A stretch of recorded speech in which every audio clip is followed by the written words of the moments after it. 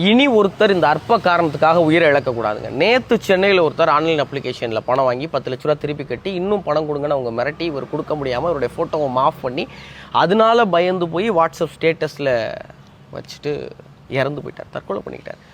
எல்லாருக்கும் சொல்கிறது தான், நீங்கள் வந்து ஆன்லைனில் ஏதோ ஒரு தவறுதல் நடக்குதுன்னு வைங்களேன், அது வந்து பெண்களுடைய ஃபோட்டோவை மாஃப் பண்ணிட்டாங்க, இல்லை ஆண்களுக்கு ஏதோ கடன் வாங்கிட்டு அவங்க மிரட்டுறாங்க, நீங்கள் சாக வேண்டிய அவசியமே கிடையாது.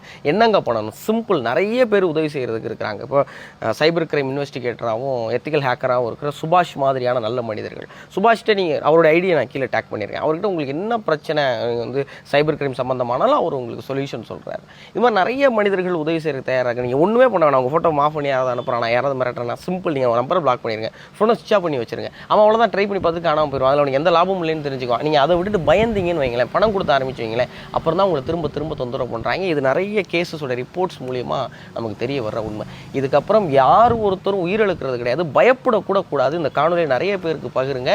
தயவு செஞ்சு ஆன்லைனில் நடக்கிற தவறுகளுக்கு நீங்கள் பயப்பட வேண்டிய அவசியம் இல்லை. அப்படி உங்கள் ஃபோட்டோவை பொதுவெளியில் விட்டாலும் அதனால் என்னவும் ஆக போகிறதில்ல. ஆனால் உயிரை விட்டுட்டோன்னு வைங்களேன், நம்ம நம்பி இருக்கிறவங்களுடைய நிலைமை நினச்சி பாருங்கள்.